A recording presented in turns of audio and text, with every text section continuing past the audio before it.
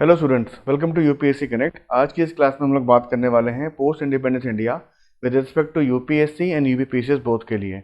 इसमें हम लोग पूरा एनालिसिस देखेंगे यूपीएससी के अंदर क्या ट्रेंड रहा है, पोस्ट इंडिपेंडेंस इंडिया के कितने मार्क्स रहे हैं, किस किस सेक्शन से क्वेश्चन पूछा गया और सिलेबस क्या कहता है, इन सब चीज़ों के बारे में बात करेंगे। तो आइए शुरुआत करते हैं आज की इस क्लास की। आज की क्लास का जो पहला हमारा जो मुद्दा रहेगा जिसके अंदर हम एनालिसिस करेंगे 2013 से 2021 के बीच में जो जो क्वेश्चंस यूपीएससी ने पोस्ट इंडिपेंडेंस इंडिया के सेक्शन के अंदर पूछे हैं, कितने मार्क्स के पूछे हैं, कितने वर्ड्स के पूछे हैं और पॉसिबली उनका एक बेसिक सा ब्रीफ डिस्कशन भी। तो आइए शुरुआत करते हैं। तो सबसे पहले हम बात करेंगे सिलेबस की। अगर हम सिलेबस की बात करें तो यूपीएससी और यूपीपीसीएस यानी Uttar Pradesh public service commission and union public service commission दोनों में ही जो है, दोनों के सिलेबस में जो है इसके बारे में मेंशन किया गया है, पोस्ट इंडिपेंडेंस इंडिया के बारे में मेंशन किया गया है। अब सिलेबस क्या कहता है थोड़ा ध्यान से देखिएगा। तो यूपीएससी बोलता है consolidation and recognition within the country. UPSC बोलता है consolidation and recognition of country within the country post independence era के अंदर। वहीं यूपीपीसीएस क्या बोलता है, post independence consolidation and reorganisation within the country till 1965। तो यहाँ टिल 1965 का डिफरेंस है, यहीं से हमारा सिलेबस सेग्रीगेट होता है कि जो भी भारत के अंदर जो रीऑर्गेनाइजेशन हुआ है इंडिपेंडेंस के बाद, उसका जो है 1965 तक अगर पढ़ेंगे तो हम यूपीपीसीएस की तैयारी कर रहे हैं, और अगर हम 2022 तक पढ़ रहे हैं यानी कल शाम तक पढ़ रहे हैं तो हम लोग जो है यूपीएससी की तैयारी कर रहे हैं। अब पॉइंट आता है कि इंडिया में लास्ट रीऑर्गेनाइजेशन हुआ कब था। 2019 में अगस्त में हम लोगों ने आर्टिकल 370 को खारिज किया था, तो उसके बाद हम लोगों ने जम्मू एंड कश्मीर का रीऑर्गेनाइज किया था। तो this going to be the last resort for us. Fine, आगे चलते हैं, देखते हैं कि किस किस साल में यूपीएससी में कहाँ कहाँ से क्वेश्चंस पूछे गए और उन क्वेश्चंस में कितने मार्क्स आपसे के क्वेश्चंस आपसे पूछे गए। तो देखते हैं 2013 में जो है 40 मार्क्स के क्वेश्चंस यहाँ पे पूछे गए, 4 क्वेश्चन आए थे 10 मार्क्स के। और कमाल की बात है, उसके बाद इतना बड़ा नंबर हमने कभी भी इस एग्ज़ाम में नहीं, इस सेक्शन से आते हुए नहीं देखा। 2014 और 2015 में आपसे एक भी क्वेश्चन नहीं पूछे गए, एक भी क्वेश्चन आपसे एक भी सवाल नहीं किया गया पोस्ट इंडिपेंडेंस इंडिया के पर्टिकुलर सेक्शन से। और अगर 2016-17 की बात करें, 17-18 की बात करें, तो यहाँ पे भी आपसे एक एक सवाल 12.5 मार्क्स, 15 मार्क्स और 25 मार्क्स। 25 मार्क्स में बेसिकली यहाँ पे 2 सवाल पूछे गए थे, 10 और 15 मार्क्स के 2 सवाल आपसे पूछे गए थे।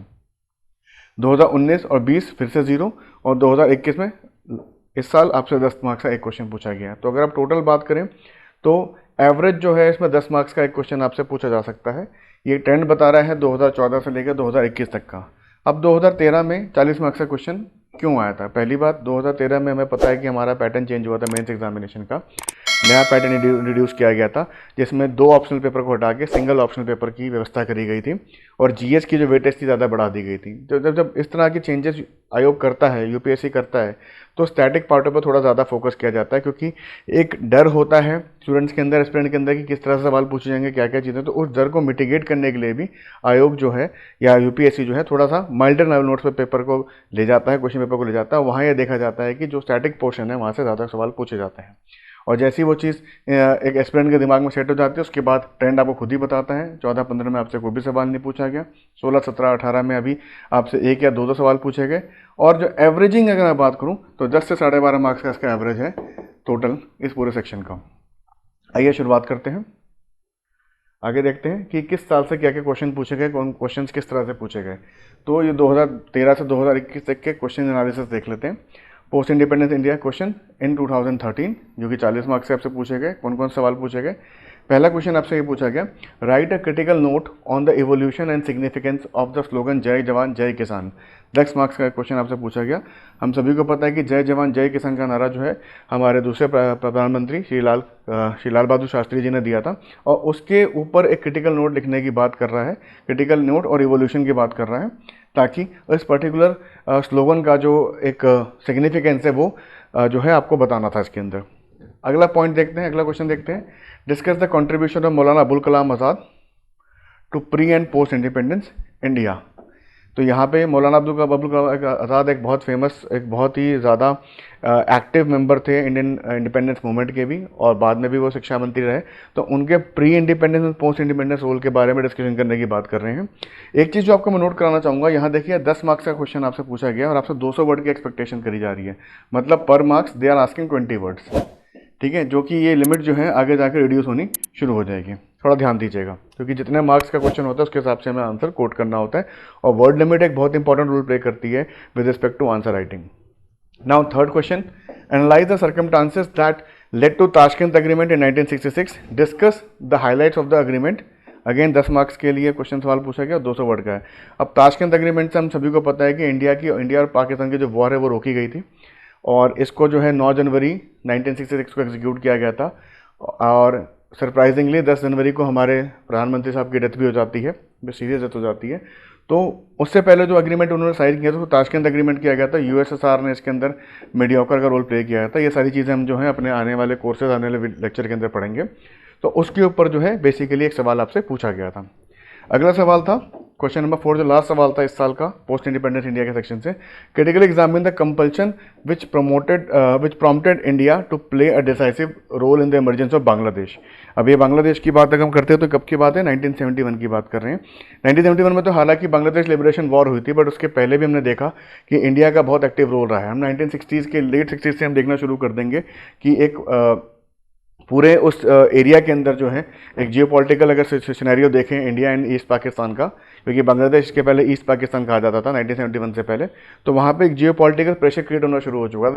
जैसे इंडिया के रिसोर्सेज पर दबाव आ रहा था और इस दबाव को रिलीज़ करने के लिए कहीं ना कहीं हमारी सरकार ने कदम उठाया था। तो यहाँ पर क्या चीज़ है, यहाँ पर यही चीज़ पूछिए वो कौन से मुद्दे थे या वो कौन से इश्यूज थे जिसने इंडिया को प्रॉम्प्ट किया कि वो बांग्लादेश की लिबरेशन वॉर के अंदर जो है जाके एक बहुत अच्छा इनपुट दें और कहीं ना कहीं आज़ादी, मतलब बांग्लादेश की आज़ादी में एक बहुत इंपॉर्टेंट रोल भी प्ले किया गया। तो 1971 की वॉर हुई थी, इसके बारे में भी हम आगे आने वाले लेक्चर्स में बात करेंगे। अब बात करते हैं पोस्ट इंडिपेंडेंस इंडिया के क्वेश्चन। 2014 में एक भी सवाल आपसे नहीं पूछा गया, 2015 में भी आपसे एक भी सवाल नहीं पूछा गया, फिर 2016 में आपसे एक सवाल पूछा गया जो कि 12.5 मार्क्स का था। यहाँ पे जो थे 12.5 मार्क्स से 20 क्वेश्चन आने शुरू हो चुके थे। ठीक है, ये 1 या 2 साल तक की व्यवस्था बनाई थी यूपीएससी ने। आगे चलते हैं, देखते हैं क्या क्वेश्चन था। Has the formation of linguistic state strengthen the cause of the Indian unity. अब यहाँ पे जो सवाल पूछा गया है, हमें पता है कि लिंग्विस्टिक मूवमेंट चला था इंडिया की आज़ादी के जस्ट बाद 1950, 51, 52 के आसपास बहुत ज़बरदस्त लिंग्विस्टिक मूवमेंट चला था और इसमें हंगर स्ट्राइक की वजह से एक कार्यकर्ता की डेथ भी हुई थी। उसके बाद जो है फर्दर ये जो लिंग्विस्टिक मूवमेंट, जो भाषा के तहत जो राज्य बनाने की जो मांग थी, बहुत तेज़ी से बढ़ रही थी। इन सब चीज़ों के बारे का डिस्कशन भी आपको आने वाले लेक्चर में मिल जाएगा। तो उसको लेते हुए क्वेश्चन पूछा गया और क्वेश्चन क्या पूछा गया है, has the formation of linguistic state, मतलब लिंग्विस्टिक स्टेट पे जो लिंग्विस्टिक बेसिस पे जो स्टेट्स बने हैं उसने भारत का जो इंडिया की यूनिटी जो है उसको जस्टिफाई कर रहा है कि नहीं कर रहा है। तो इस तरह सवाल आपसे पूछा गया था और ये 12.5 मार्क्स का था। अब देखते हैं 2017 में आपसे कितने सवाल पूछे गए। 15 मार्क्स से एक सवाल आपसे पूछा गया और ये सवाल जो था, distinguish between the religiousness and religiosity and communalism, giving the one example how the former has got transformed into the latter one in independent India. तो दिस इज अ 15 मार्क का क्वेश्चन, 250 वर्ड्स का। यहाँ पे आप religiosity और religiousness के बीच में and communalism के बीच में डिफरेंस पूछा गया है और ये बोला गया है कैसे इसने इंडिया के इंडिपेंडेंट इंडिया के अंदर जो है ट्रांसफॉर्मेशन हुआ है, इसके बारे में जस्टिफिकेशन आपसे मांगा गया था। 2017 का ये सवाल था। 2018 की बात करें तो यहाँ 25 मार्क्स के क्वेश्चन आपसे पूछे गए। टोटल 2 क्वेश्चन थे, एक 10 मार्क का था और एक आपका 15 मार्क का था। यहाँ देखिए वर्ड लिमिट चेंज हो चुकी है, जैसे कि मैंने पीछे आपसे नोट कराया था कि पीछे आपसे 10 मार्क्स में 200 वर्ड्स पूछे जा रहे थे, यहाँ पे आपसे 150 वर्ड या 150 वर्ड्स पूछे जा रहे हैं। दैट मीन्स पर मार्क्स 15 का यहाँ पे जो क्राइटेरिया वो सेट कर दिया है। वहीं अगर देखा जाए तो यहाँ पे 15 मार्क्स में आपसे 250 वर्ड्स पूछे जा रहे हैं। तो ये जो छोटी छोटी दिशा निर्देश या जो डायरेक्शंस यूपीएससी आपको क्वेश्चन पेपर के अंदर देता है, आपको इसका बहुत ख्याल रखना है। आपने जिस तरह से तैयारी करी है, क्योंकि यूपीएससी का ट्रेंड चेंज होता जा रहा है। कभी वो 10 नंबर के 10 सवाल पूछता था, 15 नंबर के 10 सवाल पूछता, ये ट्रेंड अभी चल रहा है। फिर हमने देखा था कि 12.5 मार्क्स के 20 सवाल पूछने शुरू किए। 2013 वाला जो पेपर था उसके अंदर यू हैव टू सी, आपको मल्टीपल क्वेश्चंस देखने को मिलते थे एक साथ। तो यूपीएससी भी अपने आप को इवॉल्व कर रहा है, नए पैटर्न के हिसाब से इवॉल्व करता जा रहा है और लगातार जो है जो क्वेश्चंस के जो डायरेक्शन है वो भी चेंज करता जा रहा है, क्वेश्चंस के जो मार्किंग पैटर्न है वो भी चेंज करता जा रहा है। तो इसका दैन रखना है आपको, ठीक है। क्या क्वेश्चन है 2018 में? पहला सवाल क्या है, throw light on the significance of thoughts of Mahatma Gandhi in present times. That means Mahatma Gandhi के थॉट्स जैसे कि अहिंसा है, अहिंसा है, इनका बहुत अच्छा वो है। उसके बाद सत्याग्रह है। इन सभी चीज़ों के जो थॉट्स है गांधी जी के, इन सभी थॉट्स की रेलिवेंस प्रेजेंट टाइम में इसके बारे में पूछ रहा है। और आपसे 150 वर्ड की एक्सपेक्टेशन कर रहा था, तो कम से कम 7 से 8 पॉइंट्स आपके यहाँ पे बनने चाहिए थे। और अगर आप एक बना पाते तो आपका क्वेश्चन ईजिली सॉल्व हो जाता। उसके बाद क्या है, discuss whether the formation of new states in the recent times is beneficial और not for economy of India. अब क्या बोल रहे हैं यहाँ पे, formation of new states in the recent times. तो 2018 का रिसेंट टाइम्स क्या है, 2014 में हमने देखा था कि तेलंगाना की स्थापना हुई थी आंध्र प्रदेश वाले मूवमेंट के बाद। तो उसके बाद ये बोला जा रहा है क्या इस तरह के छोटे स्टेट्स या फिर जो नए स्टेट्स बन रहे हैं, क्या भारत की इकॉनमी को लेके, भारत की इकॉनमी में वो बेनिफिशियल होंगे या नहीं होंगे। इसके भी प्रोज एंड कॉन्स, इसके भी जस्टिफिकेशन अनजस्टिफिकेशन सब चीज़ें हम कर सकते थे, और जिन्होंने किया भी होगा उनको बहुत अच्छे मार्क्स यहाँ पे मिले भी होंगे।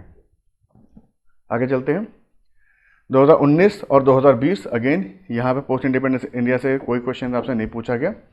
और अगर मैं 2021 की बात करता हूँ, जो रिसेंट पेपर हुआ, वहाँ पे 10 मार्क्स का एक सवाल आपसे पूछा गया। क्या पूछा गया, assess the main administrative issues and socio cultural problems in the integration process of Indian princes states. मतलब भारत के, हम सभी को पता है कि इंडिपेंडेंस से पहले दो तरह के स्टेट्स हुआ करते थे, एक ब्रिटिश गवर्न स्टेट होते थे, एक ब्रिटिश एडमिनिस्ट्रेटिव स्टेट होते थे। ब्रिटिश गवर्न स्टेट्स बेसिकली ये डायरेक्ट रूल के, जो ब्रिटिश एडमिनिस्ट्रेटिव स्टेट्स होते थे डायरेक्टली ब्रिटिश रूल के अंडर आते थे, और जो ब्रिटिश गवर्न स्टेट होते थे वो इनडायरेक्टली जो है उनके कंट्रोल में आते थे, क्योंकि यहाँ पे राजा, सुल्तान या फिर नवाब या फिर निज़ाम, इस तरह के लोग जो थे हेड ऑफ द स्टेट्स होते थे, और वो उसके थ्रू जो है कंट्रोल किया करते थे। मतलब यहाँ पे जो इंटरनल मैटर था स्टेट का, वो भी स्टेट के पास ही था। तो इससे क्वेश्चन उठा के पूछा गया है, क्या बोला गया, assess the main administrative issues and socio cultural problems in the integration process of Indian princes state. अब वो कौन कौन से प्रॉब्लम्स या कौन कौन से इश्यूज फेस किए होंगे हमारे नेताओं ने जब इनको और जब एडमिनिस्ट्रेटिवली स्टेट्स को बांधा जा रहा था, रिकॉन्सोलिडेट किया जा रहा था। प्रिंसेस स्टेट्स की बात स्पेशली हो रही है, क्योंकि ये बहुत कम नहीं थे, 565 प्रिंसेस स्टेट्स थे जिनको रीयूनाइट किया गया था। तो इसको लेते हुए आपसे सवाल पूछा गया था। So this was all about this lecture.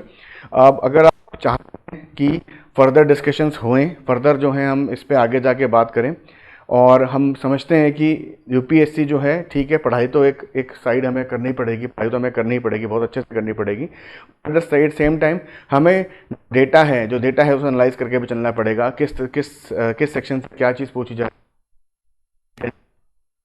ऐसा करते करते हम अपनी पढ़ाई को ज़्यादा हम फोकस कर सकते हैं, ज़्यादा हम डिमार्केट कर सकते हैं, और कम उन चीज़ों से पढ़ने से बच सकते हैं जो कि ज़रूरत नहीं है जिनकी, और बेसिकली टाइम हम बचाएंगे वहाँ पे, हम डायरेक्टली फोकस कर सकते हैं उस समय पे जहाँ पे हमें पढ़ना चाहिए।